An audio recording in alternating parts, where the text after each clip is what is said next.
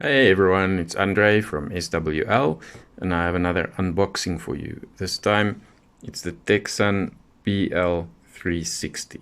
Now this is an interesting story. I ordered this radio 9 months ago in August 2022, and I kind of gave up on ever receiving it. But out of the blue, this past week I got a notification from my local post office and it was there.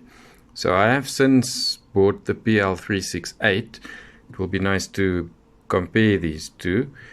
And yeah, I think the PL-368 obviously is a really good little radio, so I don't think this one will come close. It has some of the same functions. The biggest difference is it doesn't have that keypad input here on the front, and also it doesn't have SSB. So those are the two major differences. But I can see that once again this one can maybe become a little radio for me that I can carry around with me without too much fear of maybe losing it or damaging it, because I really like my 368. I'm very careful with the 368. So this can be like a bit of a spare. It's Tecsun, of course, DSP, came from China, so as per usual the box is all in Chinese. The price for this one was $50, which I think is quite a good price. The Tecsun PL-368 is $80, so there's a $30 difference. This is like the budget version of the 368, if you like, and it is still available on some sites. So maybe if you can't make it to $80, then this is a good choice if you like this type of radio, which I do, because they are really very easy to handle and very sensitive. So let's just have a quick look at the box. At the back we can see some of the functions of this radio: FM 76 to 108 and also 87 to 108. Shortwave is the 13 meter to 120 meter band. You can switch medium wave bandwidth between 9 and 10K. It's got the ETM function, which most Tecsun radios these days have, and that's a wonderful function.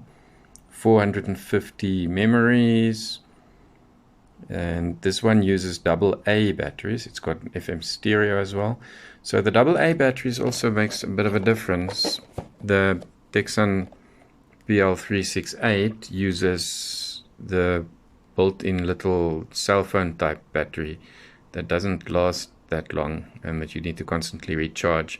It's nice to have this one where you can just add batteries. Just keep a spare pack of batteries and add them when you want. So let's see what's inside.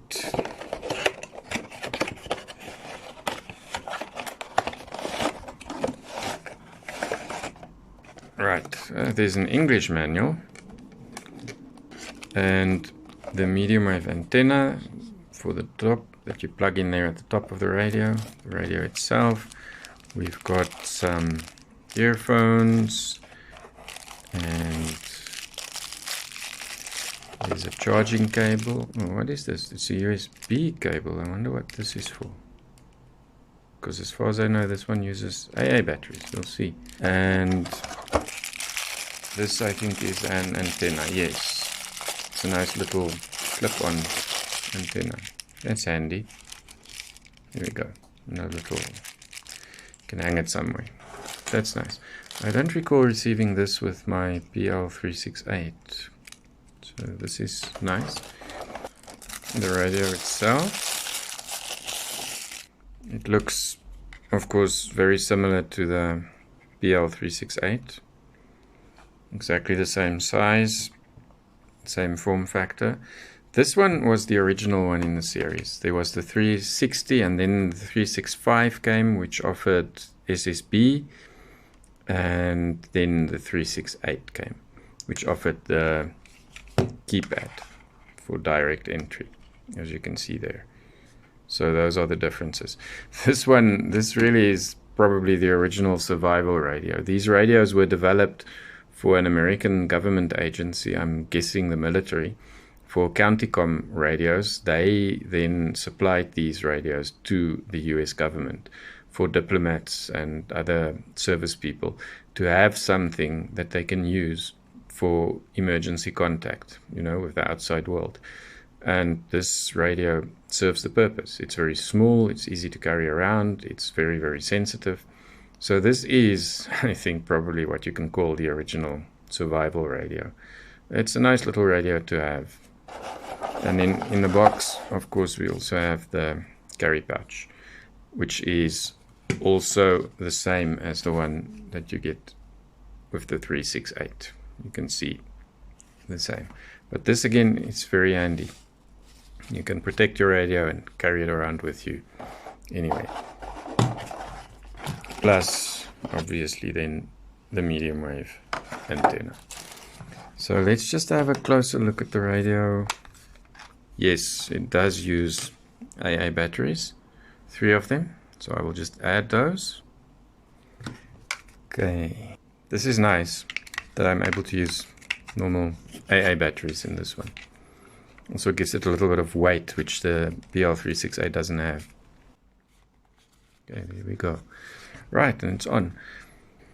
There's your ETM button, power on. That's the changing of the bands, shortwave. So you can use these for scanning. You can change between frequency mode and memory mode, alarm setting, memory setting, FM stereo.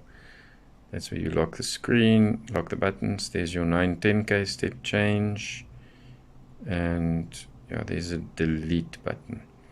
So I will have a quick spin around, just look at what we can get on FM, medium wave, and shortwave. It's daytime now, so it's just going to be a switch on and looking at 1 or 2 stations, and then as per usual, I will do a nice full review of this one later, and I'll do a nice comparison with the 368, so that you can see if it's worth buying this one if you cannot quite make the $80 for the 368. Antenna is quite stiff. There's the antenna. It is quite a bit shorter than the 368 antenna. Let me just show you that. There we have the two of them together, and you can see the 360 antenna is quite a bit shorter, so it's probably not as sensitive as this one. Now, of course, you cannot enter frequencies here. You need to use the dial.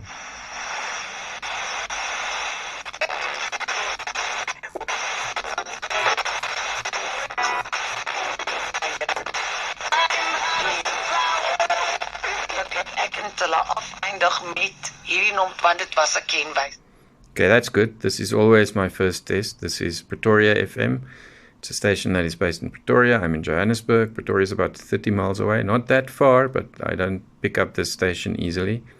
So if a radio picks that up, then I know it is quite sensitive on FM. And this one does. Sy idee, die hele bilies van die boere jong, waarmee hy aanvanklik na Radio Pretoria toe gekom het nog daai. Yes, quite nice reception.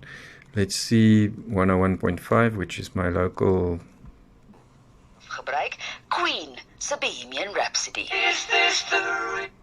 This is the public service station in Afrikaans here in Johannesburg. Well, in South Africa, it's everywhere.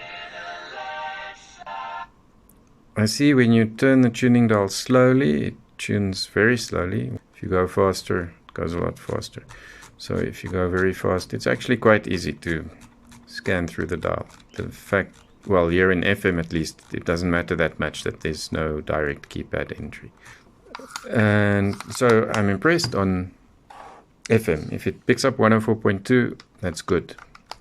Let's see medium wave.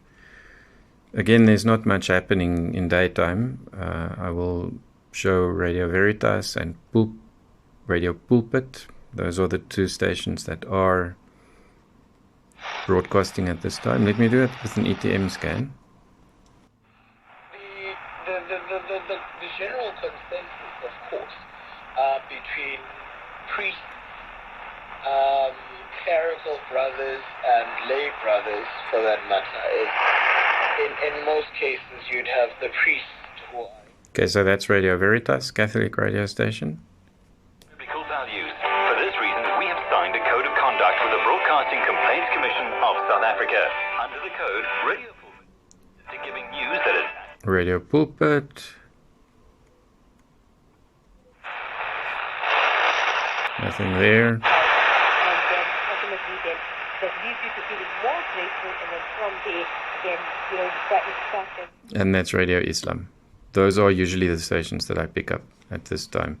But on 639, it's Lesotho National Broadcasting Service from Masiro in Lesotho. That's usually, to me, an indication if a radio has good AM capabilities. 220 miles, 350 kilometers away.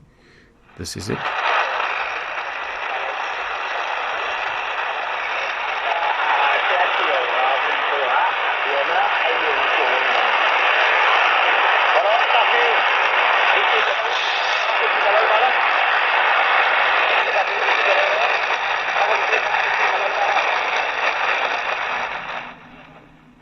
Right, it's got it. I must say the antenna on this one feels a lot stronger and firmer than on this one.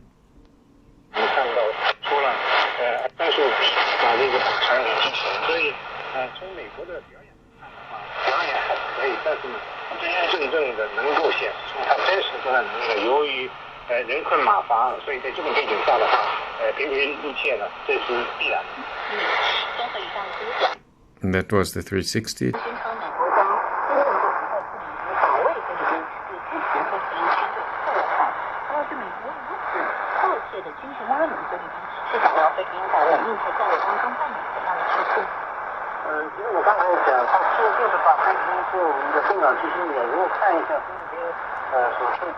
Okay, so I got the 368 on 3.5K bandwidth. On this one, you cannot change the bandwidth, but it sounds to me like it's around there, like between 3 and 4.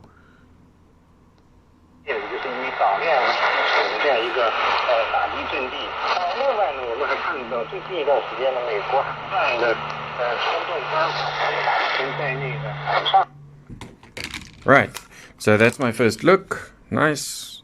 It seems to be as sensitive, well, no, maybe that's too broad a statement. It seems to be very sensitive when compared to this one. I will obviously test it a little bit more, play around with this one. I'm glad it came eventually, 9 months later. I think it's still a useful radio to have, and it's still a nice option to be available. The nice big screen display to me is something that's very nice, and the simplicity of working this one is very nice. The tuning works quite well. So first impressions are very positive. Nice little radio.